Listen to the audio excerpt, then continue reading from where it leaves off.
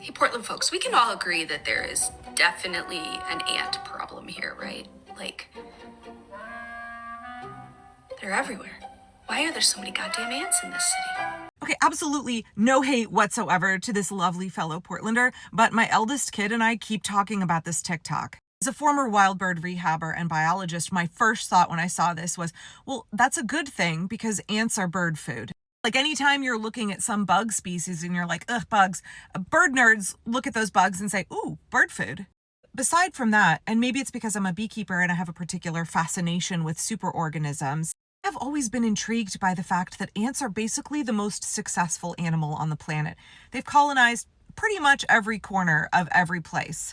If you took all of the ants on Earth, I think it's estimated to be something like 100 quadrillion of them. You would find that the mass of ants on Earth is more than the mass of all the people on Earth. In fact, some calculations show that the mass of ants is greater than the mass of any other animal species on the planet. Both by mass and by counts of individuals, ants are probably the most numerous animal on the planet. Now, when we get to the day that slime molds are reclassified as animals, which they probably will be, we can revisit this conversation. And yeah, like there's a lot of ants in Portland right now. It happens every spring. But do we have an ant problem? When I showed this video to my eldest kid, who's a fish and wildlife major, he said, we don't have an ant problem. We just have people living where ants have their habitat. She said it reminded her of the phrase shark-infested waters. No, that's just where the sharks live and people are going there and are upset that sharks are where they happen to live. It's the same thing when you get insects in your house. Well, you built your house on top of ant habitat. And as somebody who grew up in Texas, the ants in Portland, like they're cute and cuddly.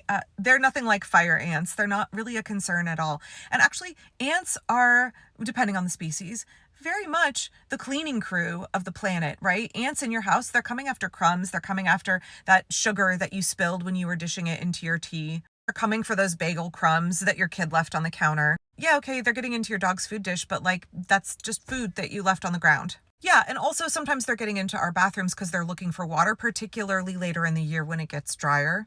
I guess for me, I learned to make peace with the ants in Portland a long time ago by just keeping things cleaned up and sealed up and understanding that at certain periods of the year, there might be some of them in my house. I guess I don't see our homes as sterile environments that are devoid of all wildlife. It's the reason that I leave house spiders and jumping spiders. I love seeing jumping spiders in my house. Ruth was saying it reminded her of when she worked at Portland Nursery and people would come in and say, how do I get the mushrooms out of my wood chips?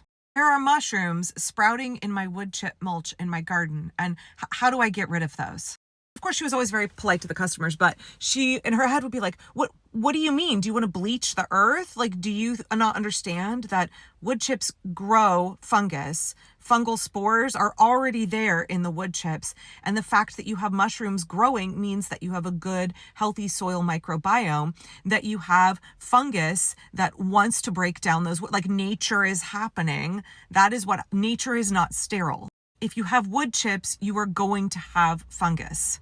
I sort of view my house that way, right? Like, obviously, I don't want pantry moths and carpet beetles.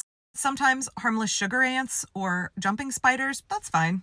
I was dropping Ruth off. She was saying, is there a way that people could reframe their relationship with these ants? They're not parasitic, they're not invasive. So how can you kind of make peace with them? She said she views them as like the Studio Ghibli soot sprites.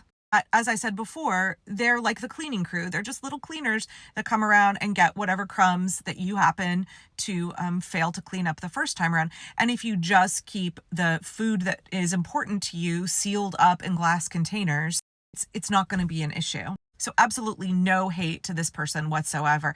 I just thought that their video, which has been running in my head and we keep talking about, was a good opportunity to kind of ramble about this a little bit. Think about the permaculture concept of the problem is the solution. How can we reframe a situation so that something that is an annoyance or is really kind of getting under our skin, how can we reframe that in a way that either handles the problem positively or just looks at it and says, like, is this even really a problem? Do I need to reframe the way I am approaching this situation entirely?